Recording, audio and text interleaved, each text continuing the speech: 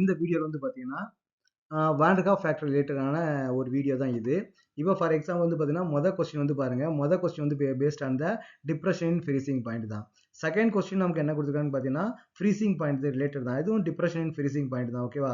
எவ்வளோ freezing calculate the freezing point if water is பார்த்தீங்கன்னா, pure water. இதுவும் நமக்கு வந்து பார்த்தீங்கன்னா, டிப்ரஷன் இன் ஃப்ரீசிங் பாயிண்ட் தான் நமக்கு வந்து குடுத்துருக்காங்க. ஓகேவா? ஸோ 2மே வந்து பார்த்தீங்கன்னா, காலிகேட்டிவ் ப்ராப்பர்ட்டி பேஸ் பண்ண கொஸ்டின் தான்.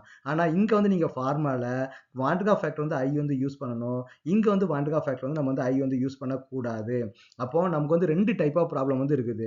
ஒரு டைப் ஆஃப் ப்ராப்ளம் தான் நம்ம வந்து I யூஸ் பண்ணணும். இன்னொன்ல வந்து I வந்து யூஸ் பண்ணக்கூடாது. அப்ப எப்படி வந்து நம்ம டிஃபரன்ஷியேட் பண்றது?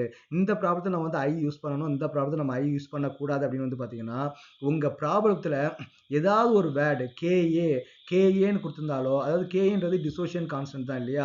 ஒரு டிசோசியேஷன் கான்ஸ்டன்ட், அப்புறம் association constant, degree of dissociation, அப்ப டிசோசியேஷன், அசோசியேஷன் இல்லைன்னா வான் டெர் கால்ஃப் ஃபேக்டர் அப்படின்னு ஒரு வார்த்தையை அங்க யூஸ் பண்ணிட்டாங்க அப்படின்னா, அங்க நீங்க கண்டிப்பா வந்து I யூஸ் பண்ணணும். சம்டைம்ஸ் என்ன கேட்பாங்க?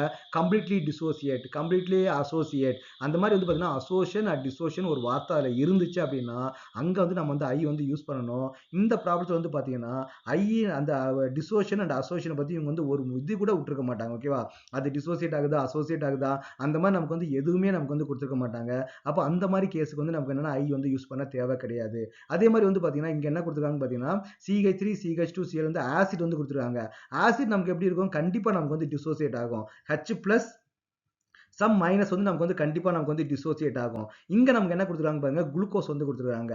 அப்ப குளுக்கோஸ் என்ன ஆகாது? நமக்கு வந்து டிசோசியேட் ஆகாது. அப்ப டிசோசியேட்டும் ஆகாது, அசோசியேட்டும் ஆகாது அப்படின்னு வந்து பார்த்தீங்கன்னா, I ஈக்குவல் நமக்கு வந்து 1. அங்க நீங்க I யூஸ் பண்ணாலும் சரி, யூஸ் பண்ணாலும் சரி பெரிய டிஃபரெண்ட் வந்து நமக்கு வந்து வராது. அப்ப delta TF into equal to KF into Mன்னு போட்டு அங்க நீங்க வந்து 1 போட்டாலும் சரி, 1 போடலாலும் சரி ஒன்றும் ப்ராப்ளம் கிடையாது. அப்போ நமக்கு வந்து அங்க என்ன கொடுத்துருப்பாங்க பார்த்தீங்கன்னா, ஒண்ணு டிசோசியேட் ஆகாத மாலிகுல் வந்து கொடுத்துருப்பாங்க. அப்படி இல்லைன்னு வந்து பார்த்தீங்கன்னா சொல்யூட்னு கொடுத்துருவாங்க. அது என்ன சொல்யூட்லாம் கொடுக்க மாட்டாங்க. சும்மா மொட்டையா வந்து பார்த்தீங்கன்னா ஒரு சொல்யூட் கொடுத்துருவாங்க. இல்ல ஏன்னு கொடுத்துருவாங்க, இல்ல பின்னு கொடுத்துருவாங்க. அந்த மாதிரி கொடுத்துருவாங்க. அப்போ நீங்க ஜென்ரலாவே என்ன பண்ணணும்னு பார்த்தீங்கன்னா, மாலிகுலோட நேம் வந்து ஸ்பெசிஃபிக்கா கொடுக்க மாட்டாங்க. அப்போ நீங்க ப்ராப்ளத்தை வந்து நீங்க ரீட் பண்ணி பார்க்கணும். அந்த ப்ராப்ளத்துல association, dissociation, degree of dissociation அப்படி அந்த மாதிரி ஒரு வார்த்தை இருந்துச்சு அப்படின்னா, வான் டெர் கால்ஃப் ஃபேக்டர்னு இருந்துச்சுன்னா நீங்க I வந்து யூஸ் பண்ணணும். அசோசியேஷன் அண்ட் டிசோசியேஷன் பத்தி நீங்க பேசவே இல்லை அந்த ப்ராப்ளத்துல அப்படின்னா, அங்க நீங்க வந்து I யூஸ் பண்ண வேண்டிய அவசியம் கிடையாது.